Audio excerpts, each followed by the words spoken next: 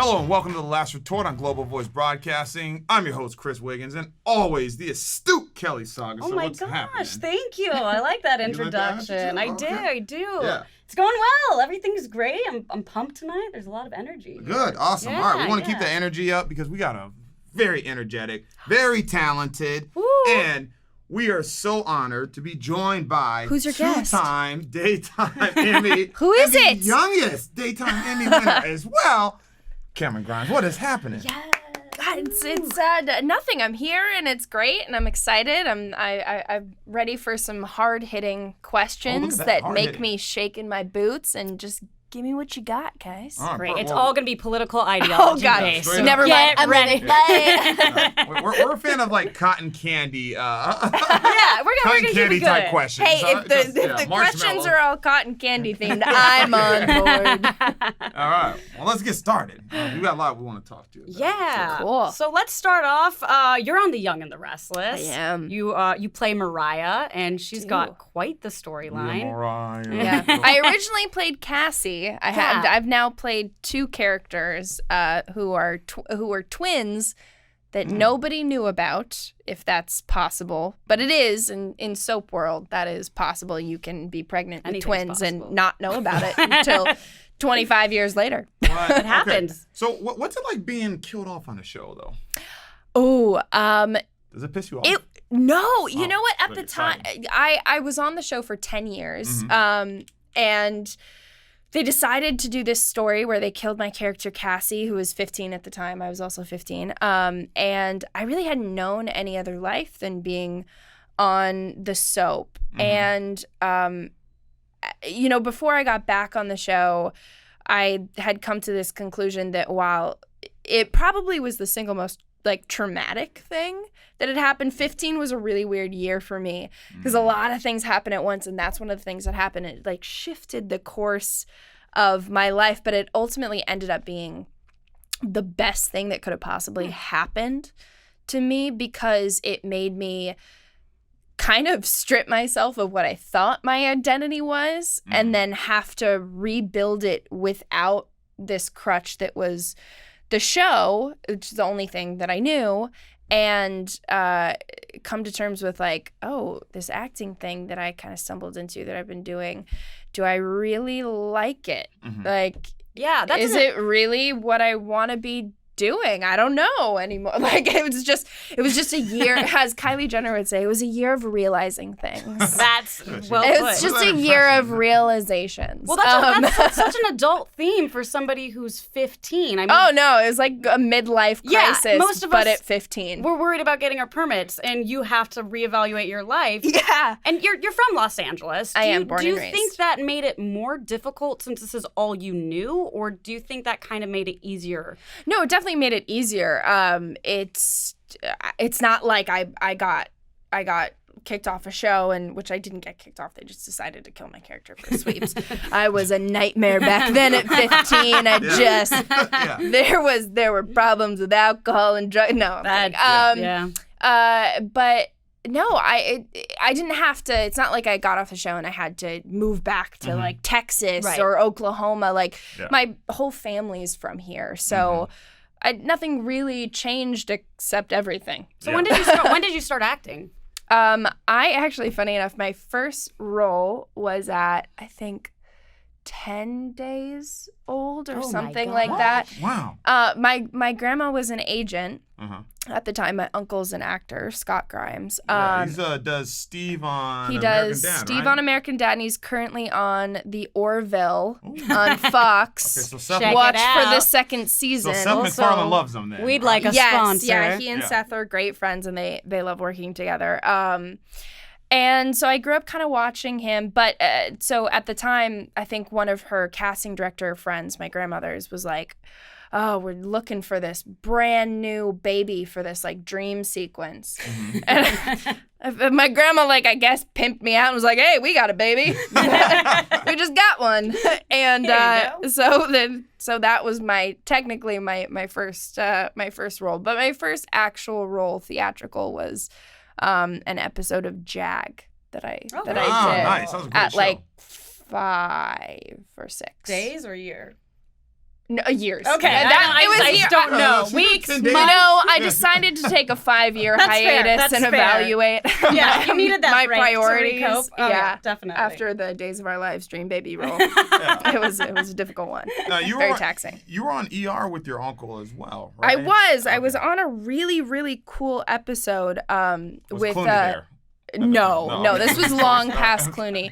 But I was on a really cool episode with Cynthia Nixon. Oh, cool. And I played her daughter, and she had like a stroke. And it was really cool because it was like Cynthia Nixon's on an episode of ER.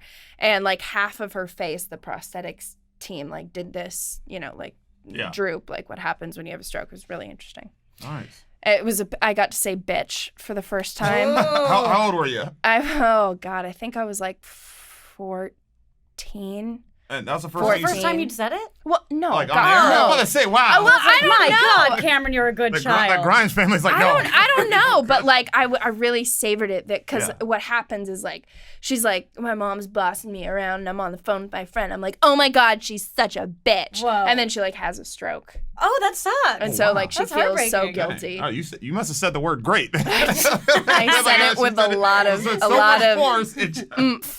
Yeah. So your character Mariah, so she shared a same-sex kiss with a character. I think was it Tessa? Yeah, I believe? Tessa. Okay, so was this the first same-sex relationship to be explored on the show? Yes. To that they've played around with a couple things, but it's never amounted to anything. Really? But this was the first like, okay, we're doing this. Yeah.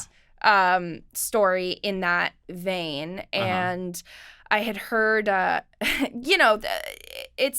we work every day together. We work year round. We shoot an episode and a half a day. Oh, wow. Okay. So it's not like, there's lots of rumors all the time about what's the story going to be, because the story's constantly evolving. It's not like a primetime show where everybody knows what's going to happen. There's a beginning, a middle, and end to like a season arc. The R's are just, they're constantly plotting and things are constantly unraveling. And anything can happen, like you said. So you really never know when to believe the rumors or not. Exactly. So we never know like what's founded or not. And there were like whisperings about like, they're like, oh, I think somebody's gonna be like be gay on the show. And like somebody's gonna be, but then specifically, and it kept going, and like Crystal, my friend who's on the show as well, my co-star, she came up to me and she's like, hey, you hear there's gonna be a lesbian on the show? she was like, oh, I hope it's me. I was like, no, it's me. No, it's me. It's definitely gonna be. It's me. She was like, what? Why do you think? I was like, nah, it's me. Yeah. I know it's me. I absolutely 1,000% am sure that it's me. Yeah. So what was this like, and how did you handle the feedback from the viewers, right? I knew what a big deal it was going to be. And I knew that I wanted to just do it right. And so I spent a lot of time just, honestly, I'm actually going to take back everything I just planned on saying. I did it like anybody would. No, it wasn't a big deal. It was two people falling in love. And like, everybody's experienced that. So there's no like major thing that I had to do. I just really wanted to make sure that I played it. Yeah. I didn't overplay it. Like I didn't try to oversell it. Yeah. I just played, falling in love for anybody comes with confusion and exhilaration and doubt and fear and I just played all of those same feelings that anybody would experience if they were falling in love with somebody, and that's Yeah, I would imagine that's got to be a lot of pressure just because it's at such a pivotal time and that community hasn't had a voice and a lot of the depictions are inaccurate. Yeah, that's the only pressure I felt. Yeah. That's the only big feeling that I felt, is I just wanted to make sure that if somebody somewhere in the middle of Alabama or Idaho, like some teenage girl was watching it, would go, oh my gosh, I felt, would just not even be like, oh yeah, that's so simple. That's what I felt, and would be able to see that, you know, it's. I think that representation matters, and I know that a lot of people talk about like, well, it's on every show and it's on every, but I don't just know one gay person. I know lots of gay people.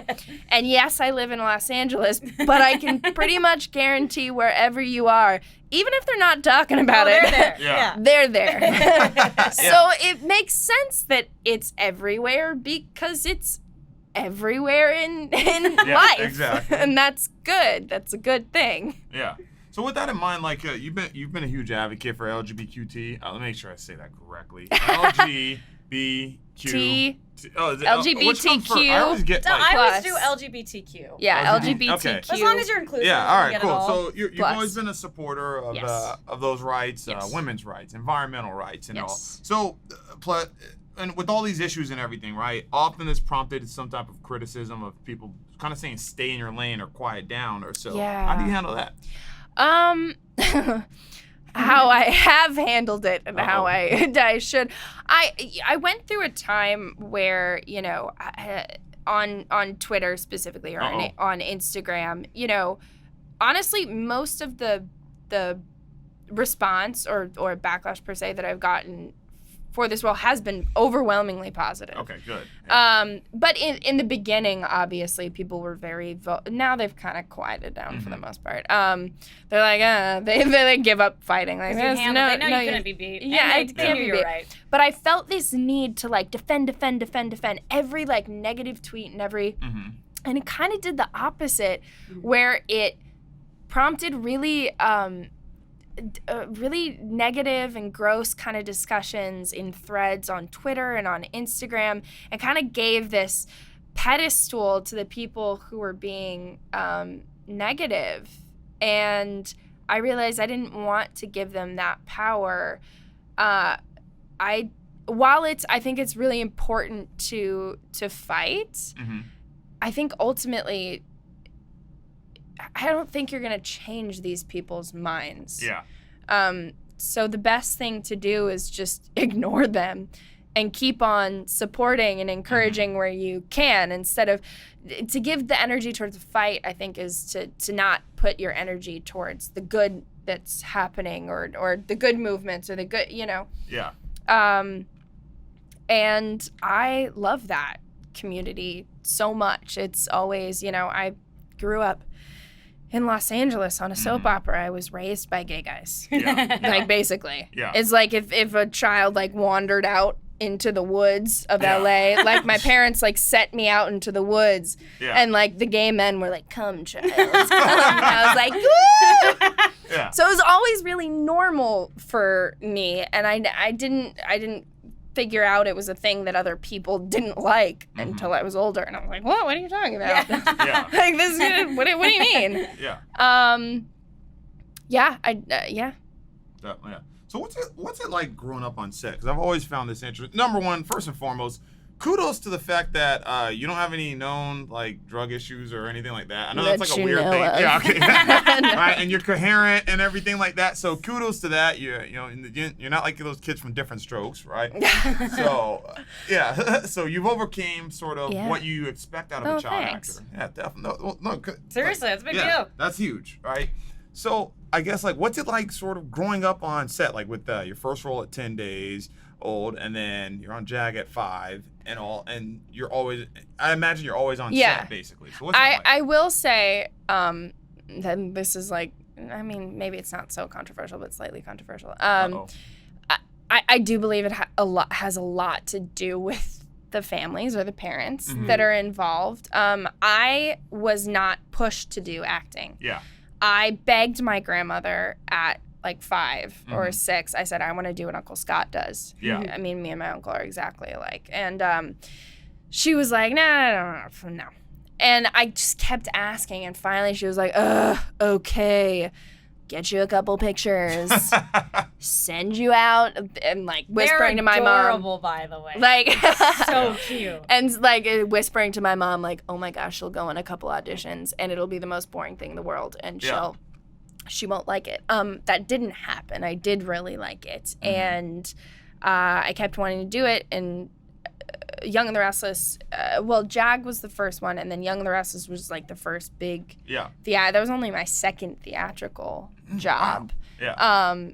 And like history was made. And I never, if I had ever asked them in the course of my first 10 years on the show, if I ever said, I don't like this, I don't want to, they would have had no problem. It was me pushing. I liked working. I've always liked working. I just really fell in love with it. And so I think it's really dependent on the people that are raising you. I think a lot of the time, the people that you see that go down the bad track have been guided and led by maybe not the best influences. Like Macaulay Culkin's parents and I mean, well, I can just say it, like the momagers and the you know, the film parents and the stage moms and all of that. Like, some of them are great. I've seen a lot of bad ones, and I just always feel bad for the kids now that I see as an adult, like where I can see that happening. I'm like, man, it's different if you're doing it for you than your parents wanting you to do it. That's a very different experience. Absolutely. Momagers are absolutely terrifying. And you've been so fortunate. I think it's the shows in your love of acting. You've gotten to play some really cool roles. It's very versatile. Yeah.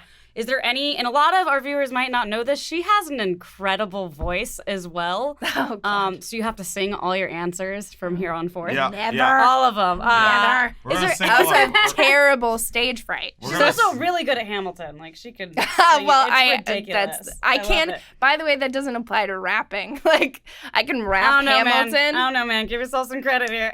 Like, if you ask me to sing something, I'll be like, oh, no. No, I think you can do it. But if you ask me to, like, spit out a verse from Hamilton, I'm like, yes! Yeah, no, she now.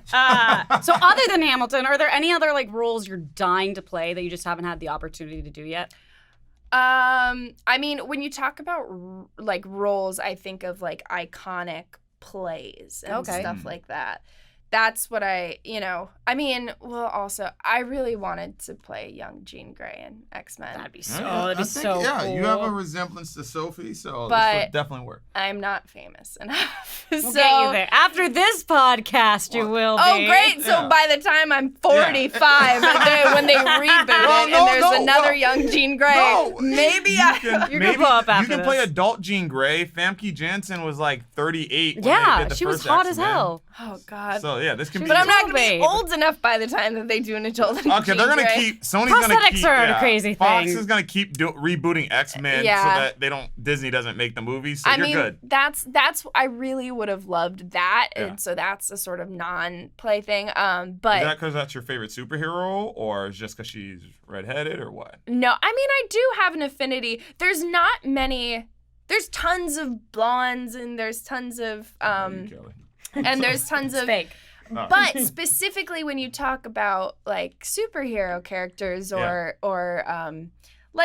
Mary Jane or, like, there's not that many... we only have so many roles. Poison Ivy, like, maybe. Yeah, there's, like, Poison Ivy. Kim Possible. Well, I'm not 13, or I would have loved to go out for... If they did that when I was 13 years old, I would have been all over that shit. There's that, too. Well, she's also 13. She's got, like, pink hair, but now she's black in the Teen Titans, which is great. But it's like, and then Zendaya is going to be Little Mermaid, and it's like... Oh, I didn't know that. Cool. So Zendaya... Didn't she play, isn't she Mary Jane? Yes! Okay. Zendaya, come on! Naturally, like, I'm not hating on, like, an ethnic person taking white roles and everything, but I feel that redheads should get a special clause where nothing gets taken. But, like, we don't have that many, and it's like, you see it, you're just like, oh, That's really good. Yeah. What- but okay. also, I want that So, too. can we get you to play Natasha Romanoff in the Avengers remake? Ooh, that would be good. I'd have to work on. Well, she doesn't really have a Russian accent. That's true. Yeah, so you're good to that go. would be amazing. I also don't look like Scarlett Johansson. You don't have to- Nobody does. You just got to look like Natasha Romanoff. You know. Oh, God. I don't think that character was created for the film. So Yeah, you're good. that's true. I mean, that would be. I would love to do. I mean, any sort Scarlet of stuff Witch? in. Oh yeah, That'd I be would so love to. fun. I would love See? to do that. I mean, any sort of. I love comic books. I love the superhero genre. Yeah. So anything in that realm. But if you're talking about like plays, I've always like this one role I've saved for like when I'm. How old is she? Like 50 something, 60 something. I've always wanted to play. Oh, now I'm blanking on the fucking name. Who's Afraid of Virginia Woolf? I've always wanted to do. Nice. Yeah. Elizabeth Taylor's role. Yeah. Why am I So you're the one who's usually good with blanking? names. I You have to literally tell was me. like, oh, I'm about to say it. It's gone. Yep. Oh my gosh. Just chime in I'm the middle of our blanking. debate, and you can be like, I remember. I Yeah. really will do that. I'll be like, oh, yep, got it Yeah. now. But stuff like that. I really have always wanted to do This Is Our Youth. I would love to do that. I'd love to get to the point in my career when I'm famous enough to go to Broadway. Mhm. Like, I could go to Broadway now, but they probably wouldn't cast me because now they just cast it with stars who are like, what am I going to do this summer? Oh, like Usher randomly went to Broadway? Yeah, And he was like, amazing. yeah. He was incredible. He's like, but- what am I gonna do this summer? Why don't Yeah. I just do Broadway? I don't really want to do a movie. Like that's the dream for me. Getting back to that, to that point. In I my think career. you should spite Zendaya by getting a role in like Raisin in the Sun or something like that. Like Fences, like. Oh my God, the way to take away everything I've ever built for myself with the LGBTQ role in never Taraya. get hired Be like, anywhere. oh my God, she's so. I will never. Well, there goes. Yeah, if I want to torch my career, Okay. I'll just do that. Okay, so no Fences or Raisin in the Sun. No, We'll, no. we'll save the Although nerdum those ones. are Offense is like one of my favorite plays. I love to read it all the time. It's great. It's truly wonderful. fantastic. I love it. Yeah, yeah. And so you're real big into nerd fandom. Yes. You're huge into Harry Potter. Oh my God. So I have two questions for you. If you could have any X-Men power, or like be any X-Men, who would it be? Jean And- Grey. Okay, it would be Jean Grey. Yeah. Oh yeah. Yeah. It wasn't just because she was that, and that's elitist. You get the, Well, the no, most she's- powerful person. Well, yeah, that's the thing. Exactly! What's wrong with Be that? Yeah. That's Like, who wouldn't the- want to be you get able the- to do it? Oh, you want to fly? The Great. You accepted want to? mutant, the mutant that's like most accepted by society. No, right? but it comes at a cost. She has to basically kill herself. Yeah. Like, She she's never too survives, powerful. by the way. Well, she gets like a good period where Spoiler she's like alerts. not where she's not the Phoenix, right? Yeah, Like, but yeah, she's I thought still you'd pick really Nightcrawler. powerful. Struggling. Or Mystique or a Morlock. I wouldn't. A Morlock. Oh, You know the mutants that live but like underground. Underground? Yeah, yeah, Yeah. They're basically like Antifa, like it's Yeah, like- they're based off of like the, Yeah, the like children in Colombia that live on. No, I Yeah. would. I Yeah. would Okay. want to be Jean Grey. I would want to read minds. I would want to like fly. It's just you get this broad spectrum of I can do Yeah. shit. Heck yeah. Yeah. She can she's like telekinetic too. Or I'd want to be Wolverine. Really? I Yeah. think his power is But- kind of he can heal. That's cool. But I actually think his power is like objectively one of the lamest. No, not at all. He gets to live forever. That part's No. cool, He but doesn't like age. sort. And he can't get cancer or Yeah. No, Anything? I never think the non-aging thing is really cool. I mean, wait.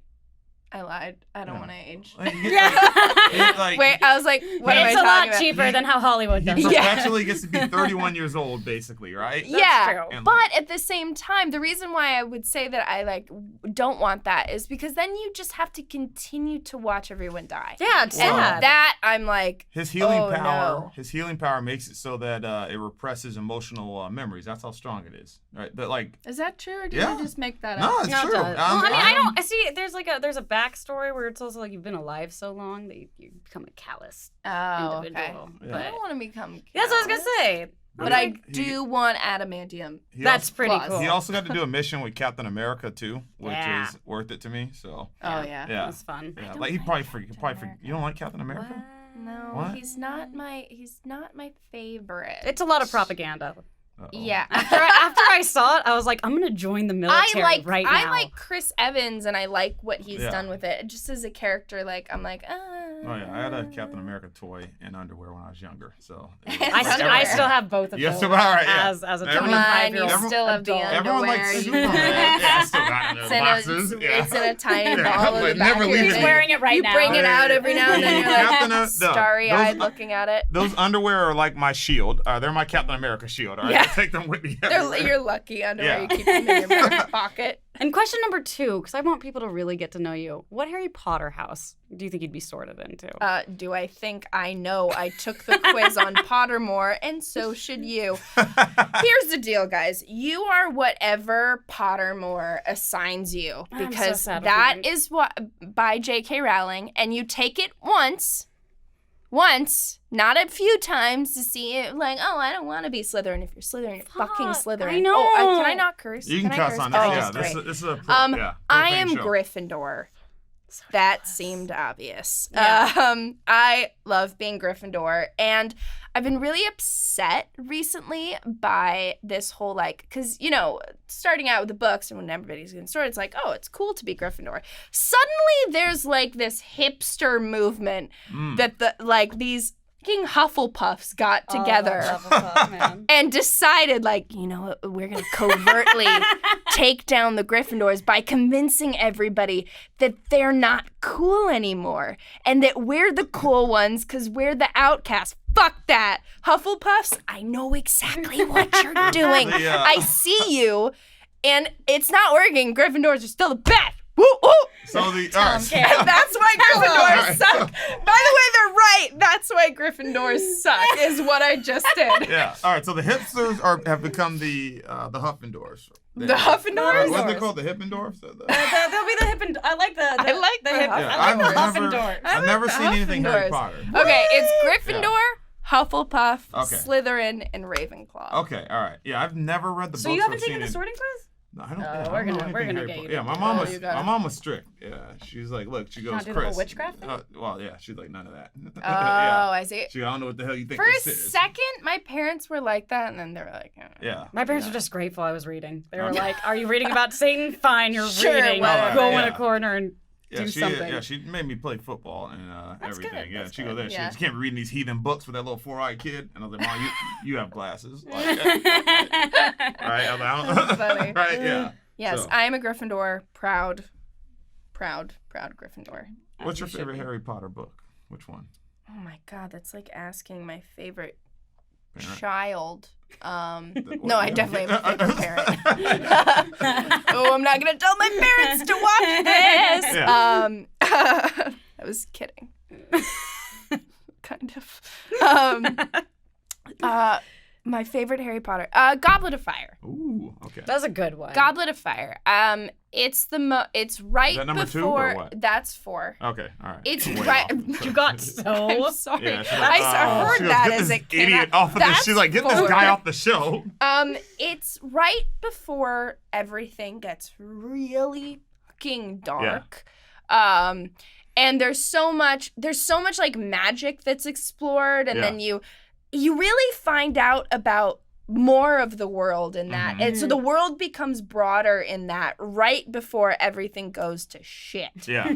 And then it kind of it sets off the tone for the rest of the book. So you have this fun, fanciful, you got the Triwizard Tournament, and then you have, oh my God, everything's terrible. And I like that. Oh, so Goblet of Fire. All right, Dichotomy. I'm gonna start. Hey, I'm we gonna- have words. I'm gonna start with watching the Goblet of Fire. No!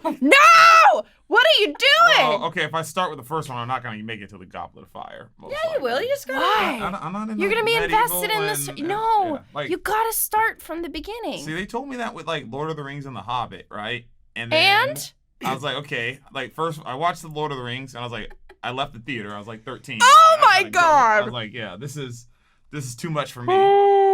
Then I went and watched all 3 of the Hobbit movies. All right. you are breaking my heart. Yeah, it's the third one, like The Hobbit, the Battle of the 5 Armies. It was on a date, so I was compelled to stay because we're gonna leave. And that's what compelled you to stay? Oh my god! I'd have ditched my date and been like, let me just pay attention. Yeah, here's the deal. The Hobbit ones weren't as good as Lord of the Rings. That's just a fact. You can't introduce us to Middle Earth with Lord of the Rings and then then be like, we're just gonna like make it a video game now. Make it look like a video. Like, oh, you had one of the best makeup, creative, like. Yeah. Prosthetic, like crazy. We went to New Zealand. We shot in these beautiful locations, and then you're gonna give us like basically everything's just CGI. Like you can't do that. You can't do that. They did that. Can't do that. They did that with like the Star Wars prequels. Like he didn't want to go to Tunisia. Yeah. So no, but then Star Wars kind of went back to a healthy combination of both, and it shows. Like whether or not you like the new Star Wars. I won't even get into that with you. The last Retort has turned into this debate. Oh my god! But it really did aesthetically. It did a good because I can always tell. I mean, CGI is getting really, really good, but you can tell, you can see, and it's more pleasing when you can texturally see the thing, and you can marvel at like what these artists are able to create, and I think we need to bring more of that back in the industry. Agree. And it brings back jobs, and it brings back, that's right. You know? Yeah, there's an interesting story. So when they were doing Beverly Hills Cop 2, Tony Scott did that for some reason. It's really weird, right? So they asked, apparently he wanted to do the scenes that were in Detroit on location, and a bunch of people were like, don't do that. They're like, I would have been. I'm not going to Detroit, right? Yeah, it's not in the Red Wings part of Detroit. And then they're like, maybe we could just CGI over LA and make it look like Detroit. And pull out right. Oh and then he goes, no. And so they get to Detroit. And then apparently people are like, okay, let's stay near the City Hall area, right? And he goes, well, most of the scenes here are going to be blah, blah, blah. And so the whole crew was like afraid to go into the hood, basically, which is most of the city of Detroit, right? So he goes, okay. And he goes, all right, who here is brave? And then he just walked in like, all right, he goes and like leads by example, goes directly in there. He goes, all right, all of you need to stay on set. Not all of you need to stick with me or I can just get a new crew. And then they had to film there. And they didn't want to do boss CGI. move. Yeah. I was like, Tony. I was like, look at that. Yeah. Cool. Right? Way all about Detroit. Yeah. That's fun. Yeah. I like that story. Yeah. Like now's the last time that somebody's ever like willingly decided to go to Detroit. That's funny. All right. So now what kind of advice would you have for somebody, struggling actor, someone that's coming up? Lots of stuff. Study is the most important. If you love it, this is a sort of industry where you never stop learning. You've never like mastered it. Yeah. Like, I got it now.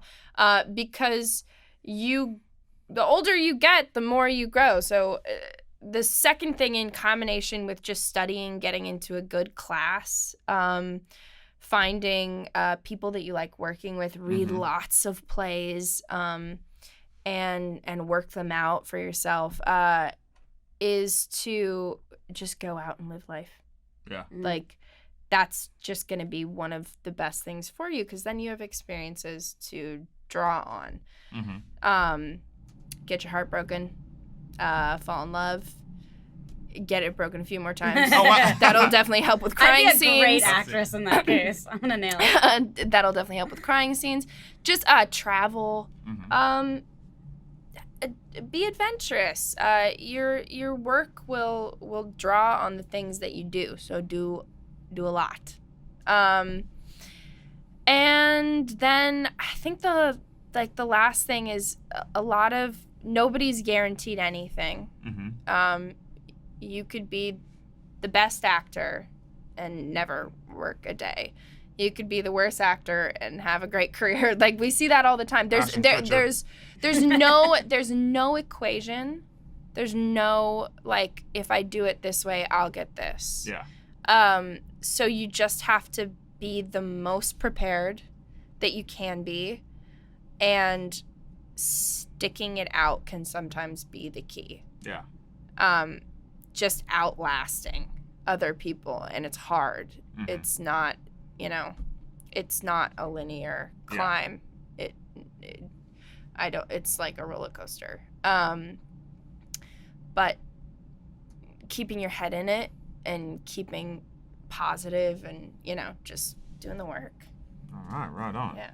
So, all right, so 1 second. So, all right, do you want to join us on the debate portion of the show? No, I think she. No, she's like, oh no, she's like, hell no. Okay. All right, so I guess we'll do. This will be the start. All right, so we'll make this the start of the show and then go to the debate second. Then. Yeah. So you want to just kind of give me a segue? Yeah. Correct. All right, so hold on, let me think about that. Let me think. So we started out with this. Okay, cool. All right, no problem. Just do plug socials, that kind of stuff. Yeah, plug the social, and then we'll transition into the debate table. Then we'll go from there. Yep. All right. You want to do the closing? I'm doing the closing. What do I say? No, we're you're still good. You're still good. Okay. So all right. So we'll run it back like she just finished her sentence, and then ask her. Number one, thank her for being here. Yeah. Right. And then I'll chime in and say thanks too, and then ask what her social stuff is, and then tell them that we'll be getting into some contentious debate. Cool. Awesome. I'm excited. All right. Okay. So I just. Yeah, I'm gonna speak, and then I'm gonna ask you to plug in it. your social. Yeah, just for like 3 more minutes. Okay. 5, 4, 3, 2, 1. Well, that's really beautiful. Thank you so much for joining us. Thank you thank guys. you. This was so fun. Oh, it's fun having you. Absolutely. And before you go, let everyone know where they can follow you. You can follow me on Instagram and Twitter at my name, Camryn Grimes, CamrynGrimes. I winked. Oh my God, he winked! I winked. It's a big deal. Oh, it's because I didn't think about it. I can't usually wink. don't wink. No, I can't wink. All right. Well, now you have something else that you can display when they're watching Days of Our I'm Lives. excited. Also. Add this to your To reel. see I'm me excited. wink for the first time in my life. Awesome. Join the podcast. Well, thanks again, Cam, and everyone. We'll be back after this break for some contentious debate. Woo! Woo!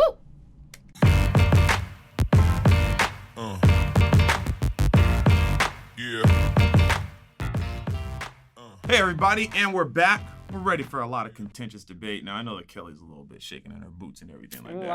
I'm not though. She's about to get styled on. No, I don't think so. I don't think think that's gonna so, happen. right? I don't think you might get stomped on yourself. Okay, sir. all right. Well, so some would say that American values were stomped on, as this week, did you hear about this? So Trump presided over the UN Security Council. They have a rotating presidency, so each month somebody gets a chance to preside, and this was our month, so Trump's first chance at doing this. So he gave a speech promoting independence and a doctrine of patriotism. He then went on to accuse China of interfering in the midterm elections in retaliation for the trade war that the two countries have been engaged in. He also blamed Russia and Iran for the Syrian crisis, and he called out Iran and commended Kim Jong-un. So how do you feel about Trump's first time presiding over the Security Council and everything that was said? How was his performance? I have a lot of feelings. I mean, just his relationship with the UN in general is shaky already. I guess my biggest problem with President Trump is his lack of consistency. Mm-hmm. So it's hard for me to watch him call out China for interfering in the elections. And from my understanding and what I watched in the brief clips that were aired, is he didn't mention how they specifically interfered in the election. China has been known to have some cyber attacks on us. I know they attacked Google, I want to say like back in 2009. But it's really difficult to watch a president, like to watch him criticize China for this while he met with Russia's leader Putin and basically rolled on his back for him. He met with North Korea, what was that, like a year or two after the Sony attacks? Mm-hmm. So for him to criticize China and say with such convictions that they're interfering in our midterm elections, while there's two countries that have pretty much undeniably done so, it makes us look very inconsistent and quite frankly confused as a country. Yeah. So when I think about this, I went in there with actually high hopes. I thought that this would be a situation where he would rise to the occasion, but then he immediately proved me wrong. Like, the nature that you would go and say that there's interference in the election, trying to get people riled up, while his base has rejected claims of there being interference in the election. That type of hypocrisy I find ridiculous. And to your point about the fact that when he had Vladimir Putin right there on stage with him, he went and chose to throw the U.S. intelligence community under the bus. Then to come with this speech and then say that to give Russia blame for the use of chemical weapons. Yeah. Where was this kind of talk when Vladimir Putin was standing directly next to him? Yeah. Then on top of this, too, I understand that everyone wants to go after Iran, and that's probably something that's gonna continue. But this speech just reeked of somebody who was woefully unprepared to speak in front of the UN. So the unsubstantiated claims, like had he gone up there and brought up some of the things around, hey, China, there were Chinese hackers that went and hacked both Obama and McCain's campaign in 2008, which is something that happened. That would have been one thing. Right. Had he went in-depth reference, I think there was an ad taken out in the Des Moines, of all places, the Des Moines Register. Okay. So 4-page ad was taken out and is promoting how the president of China had spent some time there for one of those sort of student exchanges, and then was promoting Chinese ideology in his presidency. Had these points been brought up and then they've been used in further maybe citing of officials within the U.S. intelligence community, this would be warranted. But it's basically went up there, we're going to have might, and you know what, Iran, you come mess with us, we're going to smack you off the planet. Then to go with this China, so he initiated this trade war right now, and so I think it's 250 billion tariffs against us versus the 110 billion that he's placed against China. I believe it affects 6,000 products was the last kind of total I heard. Okay, yeah. And most of these are attacking, I think, a large percentage on like soybeans and agricultural that the tariffs that they put on us, right? So it's hurting his base and all. But to use this, to have used that for political gain, I mean, I don't know what I was expecting. Of course, he was going to do that. But to do that and then to go up there and start, it came off as whiny to me. Yeah, you know what I kind of would like to compare it to? Do you remember being in like middle school or high school? Because this is me quite often. I'm old. But just like when you had to give a report and you didn't do any of the readings and you just went up and you're like, well, I guess I'm just gonna spew a bunch of stuff, and some of it does end up being correct, and then. Which is like there were some things that were valid, and a lot of it you were just like, how did you make those connections? And I guess I always find Trump's foreign policy to be really interesting with how much he supports Russia and how much he hates Iran, given their Russia and Iran's relationship. So again, it's just that whole inconsistency thing. And I do actually think some of the critiques he's made on China are somewhat valid. I think the way he's going about it is just so incredibly extreme that, you know, it's you just watch it and you're like, God, can you just tone it down a little bit? It would be so much better. I think that there's some validity to these claims that he has about China, but as we mentioned, the hypocrisy just really stands out. Yeah, he doesn't have an issue with interference in elections. We know that. Absolutely not. Yeah, he thinks that they're trying to influence the midterm elections. However, if you were to look at data, you would find that any interference that China has done in the election was done to prop up Republicans in recent elections because, let's be honest, the president of China is looking, I think, is his name Xi? Xi Jinping. Xi? Yeah. Okay, yeah, Xi. He's looking, he's like, okay, this guy's he's more easily controllable than a Bernie Sanders or Hillary Clinton would have been. Absolutely. Yeah. Absolutely. Why would they influence they're winning this trade war that we China's? They're winning this trade war that Trump continues to escalate. Yeah. So it's I mean, when you have cheap labor like that, it's hard to exactly a trade war. But yeah, absolutely. I mean, it'll also be interesting to see because I will say Xi Jinping in China came up with the One Belt, One Road initiative, which was to expand a lot of infrastructure in the Middle East. So, as Trump pisses off like a good portion, and he did it in all of the places that pretty much weren't Saudi Arabia. So he went like, I think, Yemen and some of the other nations surrounding that. So it'll be interesting to see because a lot of his critiques for Iran and China, they could form alliances against us. So I'm curious and really afraid to see how it's going to turn out. It'll be fun. And speaking of the UN, Nikki Haley has been championing Israel. She's been quite the ally for it. We've seen some of the moves, moving the embassy into Jerusalem. Do you think this tone is good for the United States, or is it just kind of upsetting a lot of our allies and other people in the Middle East? Yeah, well, I always hear the argument about how Israel is our biggest ally within the Middle East, and so I can understand wanting to maintain that relationship. They've shown themselves to be quite sort of temperamental during the Obama administration when perhaps you can make the claim that he didn't necessarily seek out to placate them, is the way that I saw it. That's fair. And that made President Netanyahu a little bit, that wrinkled him, and now he's getting really what's the Trump administration, and including Nikki Haley's, been really serving them platitudes. Sort of, you have 128 countries out, I think, as 193 that had a motion.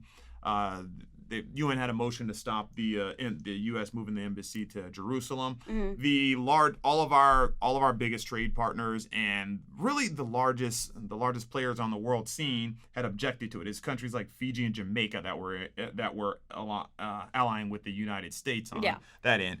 I don't think that it's good for business and it's good for diplomacy when we're out of step with how the rest of the world views this issue.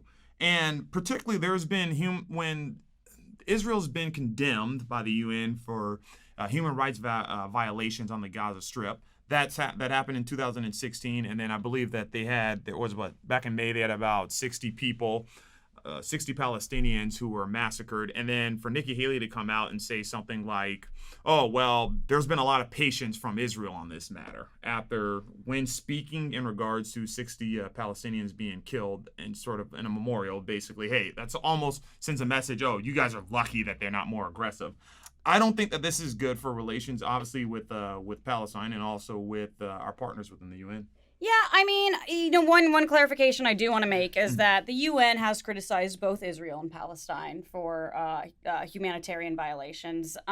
So I don't think you can just fault Israel on there. What's interesting with Israel is I feel like overall I support Israel. I'm not a fan of Netanyahu's leadership. And Palestine has also made a lot of the first attacks. I think they're not trying to placate the situation or take a relatively neutral stance, but I do think there's fault on both sides, and I think that kind of happens when you have two countries that are driven that much by religion. But yeah, I think one of the things I'm curious about is, for a while, Israel was kind of the only capitalist country that was willing to comply with us in the Middle East. And as we strengthen the relationships, at least what we've seen with MBS of Saudi Arabia, how much dependency we need on Israel and how much they'll need on us, vice versa. That'll be interesting to see how we're going to maintain the relationships of these two countries, Saudi Arabia and Israel, which aren't huge fans of one another. Also, I understand that the UN doesn't really gain anything by, fortifying relations with Palestine. And you do have them being funded by Hezbollah, Hamas. There are advantages to supporting Israel as opposed to supporting Palestine from a pure policy standpoint. From a humanitarian standpoint, that's a completely different story. Yeah. I guess the biggest issue which I have in this regard is immediately any relief aid to Palestine. The United States said that they'd stop funding the UN as long as they were continuing to fund that program. That was sort of a huge issue for me, just from a humanitarian standpoint. I completely understand the Hamas and Hezbollah being behind Palestine and wanting to not give money to strengthen that or do anything to embolden them. However, when you look at the history of the issue, and we're not going to. Let me not say that. Look at the history of the issue. We don't have that much time. But as you had said about both sides sort of being at fault, and then Palestine starting everything. This is. I'd say they started everything. They've started some things. I don't want to put the full blame on Palestine at all. Yeah. Okay. For the long history of the world, East Jerusalem that was actually on Palestinian land. And then this move, there was no reason to move the embassy, right? Then on top of that, Nikki Haley, they went and closed down this basically the Center for Palestine over in D.C. And I think Nikki Haley said all they do is moan, groan, and bitch, and then have their hand out basically and trash the United States.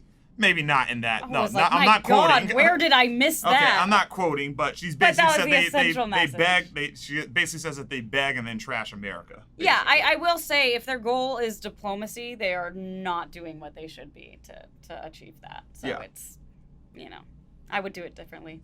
Definitely. So speaking of the Trump administration, there's a lot more hot water happening. So 182 kids are separated from their parents at the border still, according to a report that was released this week. This also comes on the news of a memo that was obtained by the Open the Government and the Project on Government Insight. I mean, they need to have a memo on why that name is terrible.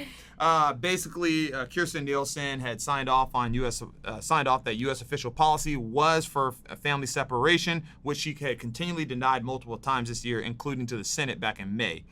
What does this say about the Department of Homeland Security? Yeah, I think it says, I think it's reflective of what a lot of Trump's current policy is, which is that we like to repeal things and not necessarily have a replacement. And to be fair, that's been typical of many presidents. But when you're going to do something as drastic as this, you need to have, and this isn't just Trump, it is Department of Homeland Security in general. You need to have a backup plan, and I think this just kind of shows that we didn't think this through as thoroughly as we should. I was reading the breakdown of the 182 kids, for the various reasons. A good amount of them were under the age of 6, which was disheartening. And I mean, in general, no matter what age, it's really sad. But one thing that was interesting is that a lot of the parents aren't even in the United States anymore. They've all been deported back to Mexico. So this ends up being costly for the United States.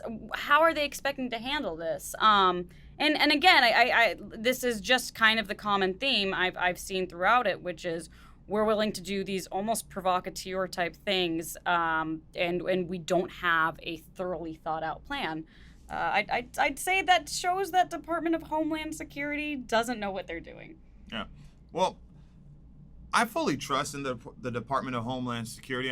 I know a lot of people that actually work under that organization in so many different realms. However, I think that what this says is that Nielsen needs to get fired. Yeah, I think that's a better. She needs to go. That's a better classification. It's simple as that.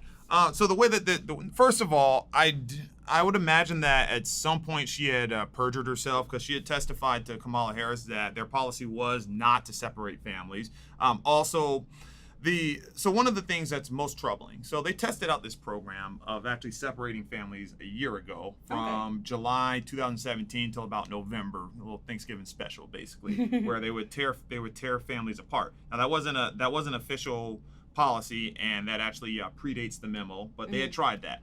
So then I believe it was in April, she had spoke to the House Committee on Homeland Security and said that that's not a direction that they've ever done, or that's not a direction that they're going to go. That predates this memo, which was signed. This memo was sent to Thomas Homan. I believe he is the ICE director.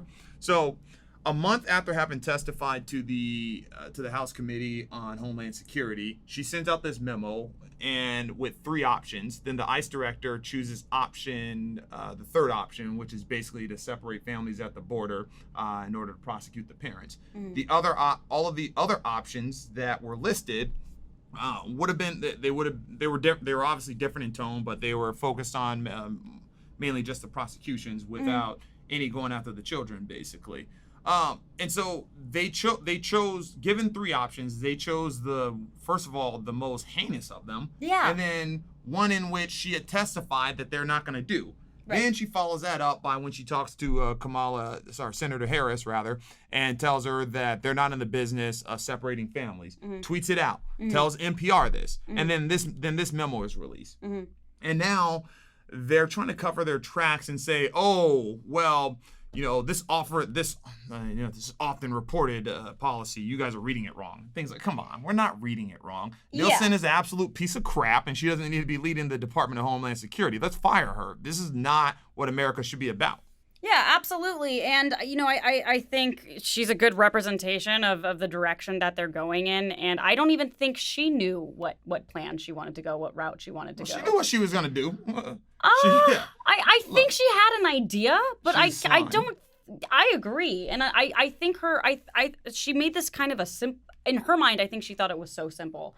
And then once she actually did her process, she realized, oh my gosh, this isn't working. And that's when she had to go back and put the blame on the House, on other aspects of the policy, and then just outright go back on her word, because she didn't want to take responsibility that her plan just failed. Yeah. Well, yeah, I definitely see her as a Pontius Pilate, and if you guys read the Bible if you don't get the reference. What's I'm not the gonna Bible? explain it. Okay, and wanted to shift the blame. However, the fact of the matter is, she's basically that guy that's been trying to catch Smurfs, and not in no manner like saying that anyone that comes to this country is a Smurf or anything. But just by comparison, she's sitting around there by a cauldron thinking, you know what? Let me separate families. Don't care what happens to the kids. Prosecute the parents. Do whatever to them. And these little disgusting camps and tents that they set up with sexual harassment and disease just rampart. Oh, right? Yeah. It's absolutely vile. And I mean, 182 kids, I think, out of what was the initial 2,600 that were separated. That's still quite a significant number. That's not as if it were just 5 or 10 that kind of slipped under the cracks. And even then, I think that's inexcusable. But 182 is just a number that, with how long they've been given to work this out with people who are supposedly the most trained professionals, I don't see how this could have happened like this. Yeah.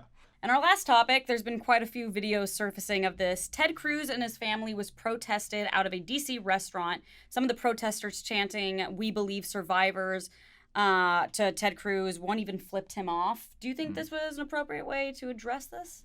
Absolutely not.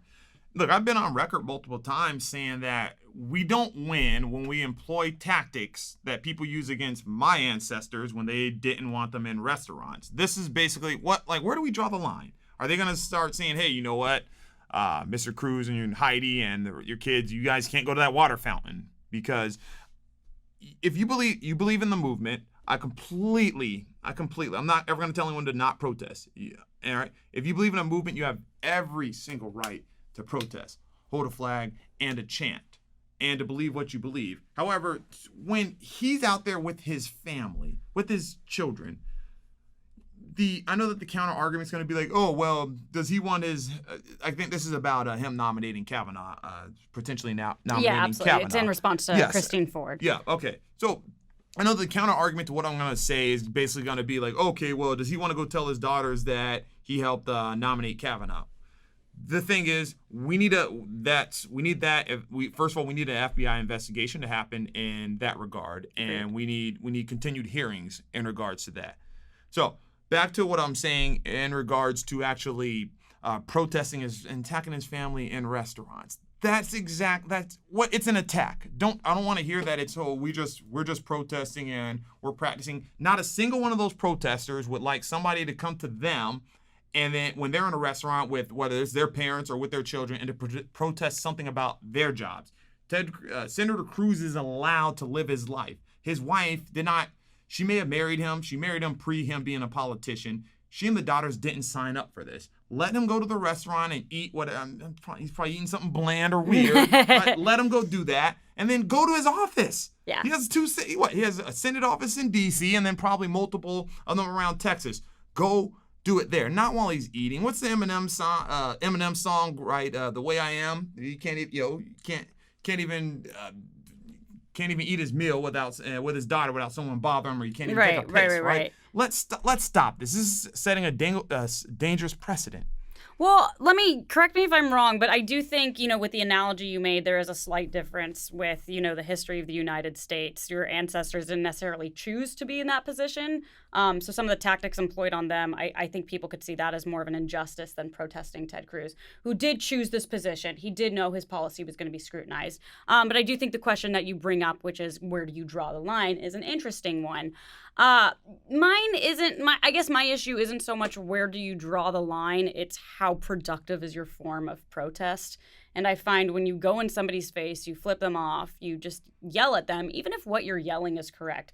I don't know one argument where anybody has ever conceded, where anybody has ever said, oh, you know what, I didn't think of it that way, when somebody is in your face and screaming. You are only fueling the other side. So in terms of getting what you want, getting Ted Cruz to maybe consider the opposition, getting Ted Cruz to challenge his beliefs that he's already had on a potential nominee or our actual nominee Kavanaugh, and look at the perspective of Christine Ford, I don't see how doing that in front of his family is going to help. And I guess my thing is with protests, I don't think you necessarily help people. When you're protesting, you're rarely going to persuade the generation that already understands it. You're kind of setting a new idea of thought for the younger generation. And to do that in front of Ted Cruz's kids, I don't think they're going to be able to have the open-mindedness that some of us would have had when they just see their dad getting attacked. So it's though. I understand the passion and vigor they have on this cause. I don't think it does any good when it's that type of protest. Yeah.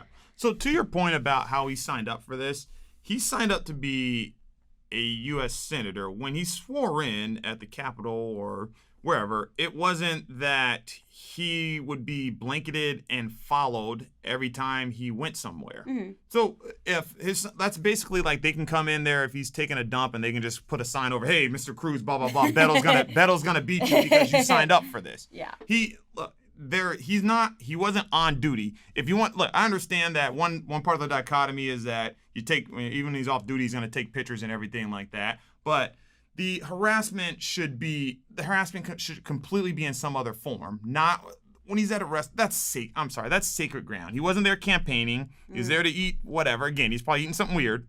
Okay, I just really want to verify that he's eating something weird. Well, we'll confirm that on the next episode what he was eating. That is not what he signed up for. He signed up for ridicule. He signed up for attacks on Twitter when people compare him to that Duke basketball player that everybody hates. He signed up to be said that he looks like the what do you call it? Melting candle. I think he looks like a melting give him candle. like serial killers and things like that. Oh, the right? Zodiac killer. The Zodiac killer. Oh, it's my favorite conspiracy theory. That all of that is fine, but to barge in on his family, that's just ridiculous. And like to what you had said about sort of my ancestors not having sort of. That's it. Obviously, that's an injustice, right? But I would see if I were to talk to them, they would empathize with the fact that you can't go like what is it? And Maxine Waters is the one that told a lot of people that it's smart to do this, and I drew the ire of a lot of people when I criticized her for that. Yeah. This is not what it's about, because then that just opens the door. Okay, now we know his home address, and we can go start attacking that too. Yeah, it's a slippery slope. When we think that he signed up for it and that it's fine, that it's okay to do this. Yeah, absolutely. And the thing with social media and where we are kind of in this day and age, hatred is kind of omnipresent. You're never going to be able to escape it. And I think that's one of the biggest reasons you're seeing us not make a lot of progress on either end of the spectrum. You see it in celebrity culture. You see it in our politics. At the end of the day, no matter how much I disagree with somebody, and believe me, Ted Cruz is somebody that I probably disagree with most of the things he has said. I plain old hate him. Yeah, he was probably my least favorite presidential candidate, maybe even more so than Trump, which is saying least favorite thing. Yeah, right below the white stuff in the corner of someone's mouth when they haven't had water. I choose to look at that. Wonderful analogy. Fair enough. Around. You do need to give somebody some breathing room at least. Nobody deserves that. But it's. Glad no one physically attacked him. That's not really a good defense, but I was like, I'm glad he didn't get punched. That's great. No, I agree. I think they have the right to protest. I back what they're protesting and what their cause is, but I just don't think it was the right way to go about doing it. Yeah.